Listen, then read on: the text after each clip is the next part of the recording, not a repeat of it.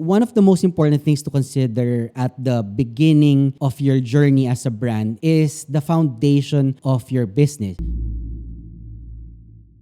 So one of the things that I like to talk about is branding. And branding can be so vague when it comes to explaining it, and it's really challenging for a lot of people in the beginning because it touches a lot on parts of a personal brand and also a company's way of presenting itself to people. And it is also what we call vital when it comes to fashion and in design to become successful as it is. Like an example of a brand, let's say Off-White, they became successful because it's able to present itself in a way in a specific market, but at the same time, it's broad. It's niche and it's broad at the same time. So this is a simple guide to the 8 elements worth considering when you're building a brand. Let's go.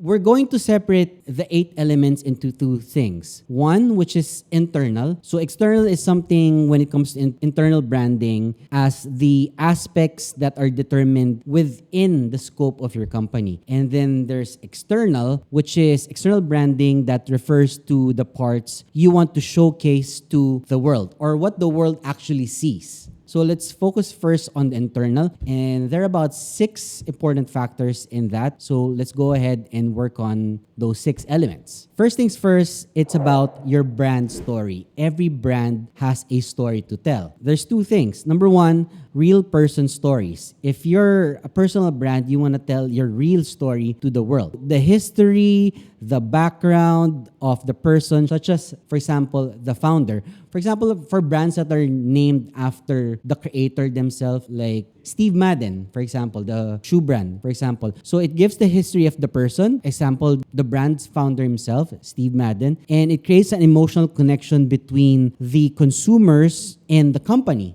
Because Steve Madden, the name, is also the brand. So it helps build a loyal customer base. The other one is the reason why they started the brand, like the why. Why did you start your brand? So you want to highlight what has drawn you to start up your own brand, your own company, or share the mission that you're trying to achieve. For example, if you want to be an eco-friendly brand, that's the reason why you started your own fashion brand, for example. While this won't necessarily give a spike in your sales right away, it will help build your brand's credibility. So that's the brand story. Next up is about brand value, which is divided into 2 things. One, which is having a clear direction. Clear direction is something that's specific to the core values that will help your brand develop as it grows along. It will help your brand go in the right direction and help build a clear image in your customer's mind. So the next one is constant review. So you should constantly revisit the core values of your company. Every company and every brand should have its own core values to make sure that you stick to them. Because if you're not guided by your core values, then you are going to be a brand that is spineless. If you don't have certain beliefs that you only have, then you're not any different from other brands. You're just a copycat. However, as a growing company, you may need to update your brand's core values to stay what we call relevant. Because relevance is something that when you don't have anymore, it's what kills your company or your fashion brand. That's why some brands are there for a decade, then they're gone for a decade, and then they're back again from after a decade. Like, there was a time wherein, let's say, Coach was significant and then they were gone and then they're back again. For example, there's so many brands. I mean, leave your comment in the comment section what you think are brands that were gone for a while and they're back and then gone and then back for a bit.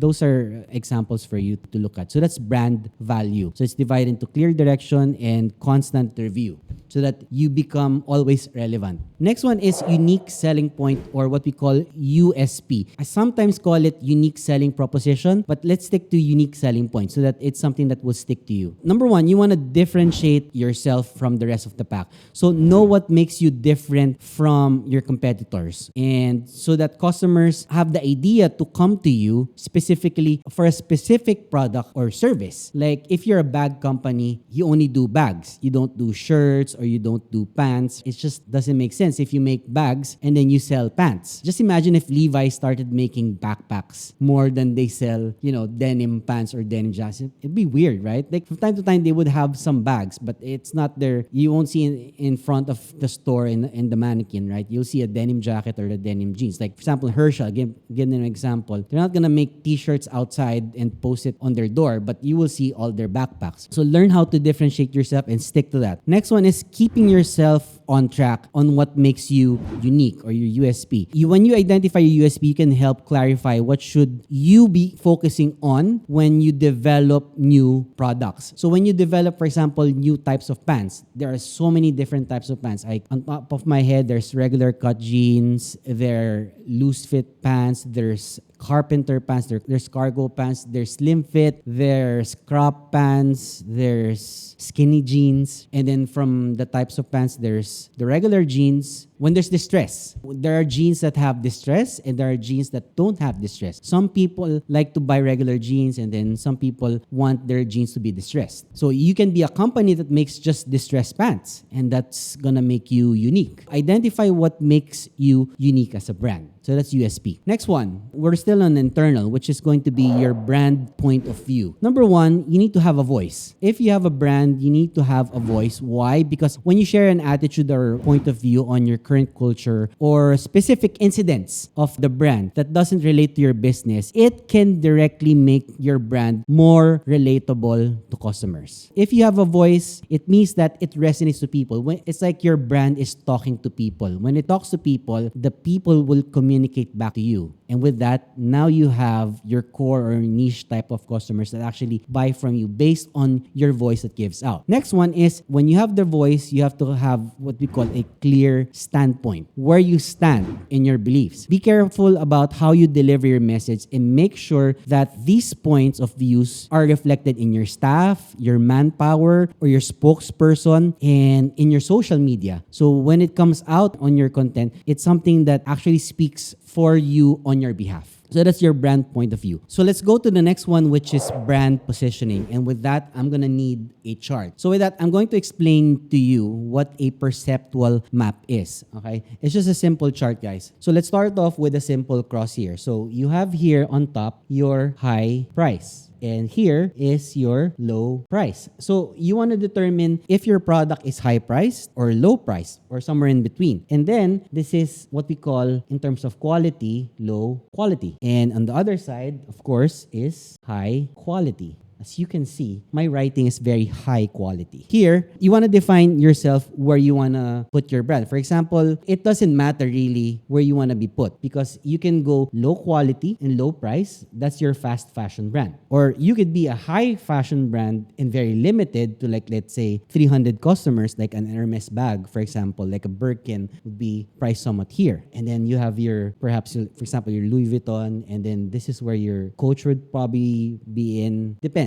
You could be here on a low price, but on a somewhat mid quality and high quality as well. But this one is very difficult to achieve. Usually, brands are plotted here or here or here. I cannot say there's something that's universal to all, but as a team, if you have a brand, you have to distinguish where you want to put it because that's where your price tag will be. One thing I learned before is that if your price is wrong, your customers will not buy it. But if you price something correctly, that's the difference of having 100 pieces sale versus 100,000 pieces of sale. Because we haven't factored in here yet your cost of goods. You want to be able to at least do in fashion at least 2.5 margin. That's a 2.5 margin to as high as maybe 4.5 margin. Like for example, in my brand, we go between 2.5 to 3.5, somewhere in between. It means that 2.5 from your cost of goods, say for example, a t-shirt costs, for example, 150 to make. You can go to as much as 2.5 to as much as 4.5. And that's going to be your SRP or suggested retail price. We'll talk more of that as we go on with the other videos when it comes to fashion brands. Here's a perceptual map at least. Brand positioning is your brand stands among the rest of your competitors and as well as how your customers will perceive your brand.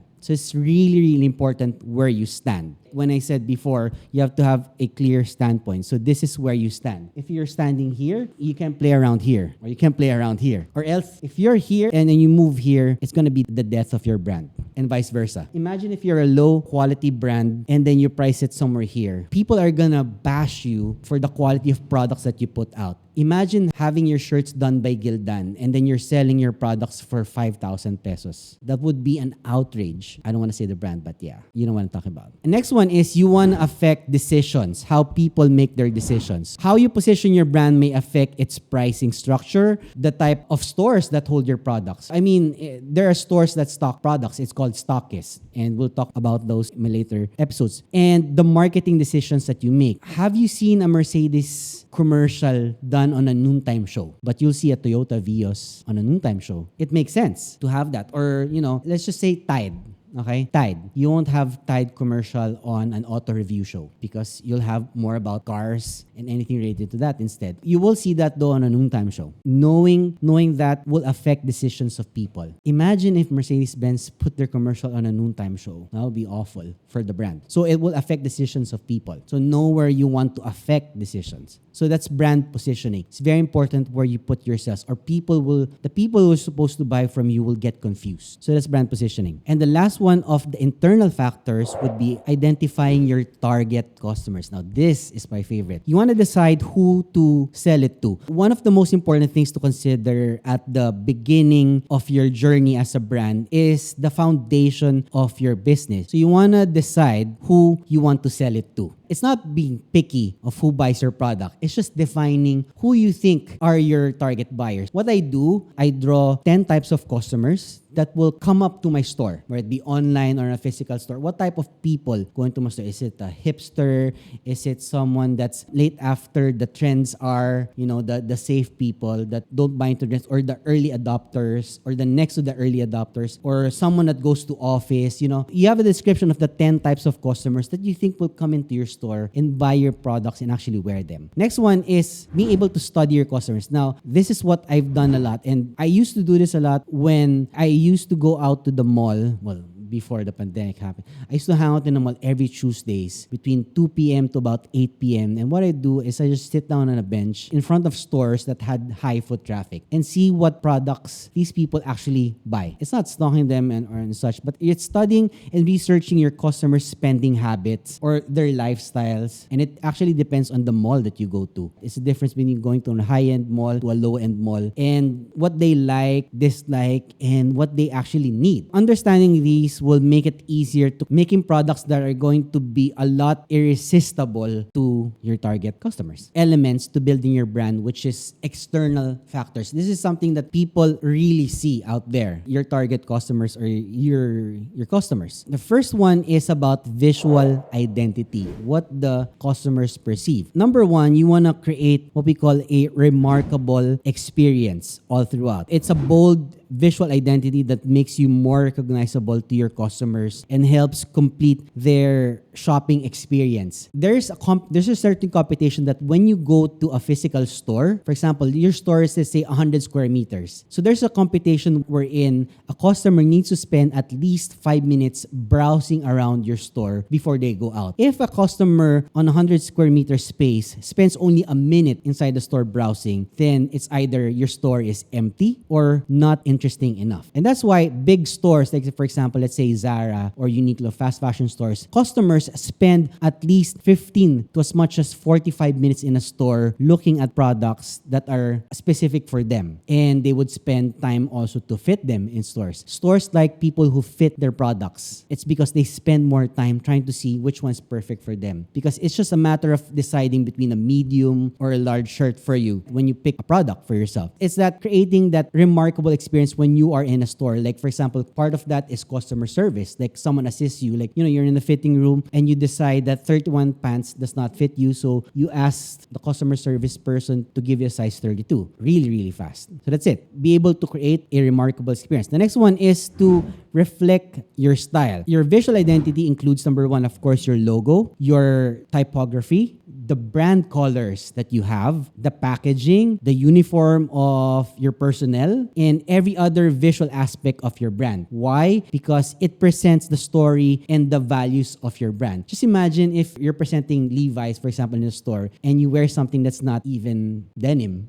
at all. Let's say you're wearing spandex all the way. Is it even believable to talk to your customer service rep in the store who's wearing spandex all the way? Just doesn't make sense. Or someone who's wearing denim all the way in a Nike store. Having said that, it should reflect the style of the store. It's so basic to say this, but most brands forget this part. In my stores, I make sure that all my staff are wearing sneakers and not wearing loafers or, Crocs or anything that's not related to sneakers. Because if I want sneakers, any brand, but at least it's still a sneaker. It's part of the identity, visual identity. Lastly, and which is just the second one for external element, is this. It's the tone of voice. Your voice should be talking to the customer without you even talking. That's the point of it. One of the most underestimated considerations is choosing the right tone of voice. Some brands do want to be loud, but at the same time, some brands also want to be toned down. So it helps pick your emotions and create your brand's overall personality. So your customers might not want to always remember your message, but of course, at the same time, they'll always remember how you made them feel. You know that saying that people will forget what you said to them, but they'll never forget how you made them feel. It's choosing the right tone of voice. And the other is aligning your tone with the visuals. From advertising your products to having a website, to having the right social media image and everything that's thrown in between. It's to deliver a single direct message. And with that, I'm going to talk about having a single direct message in one of my next videos to give more examples of this. But this is about the tone of voice. These are the 8 elements to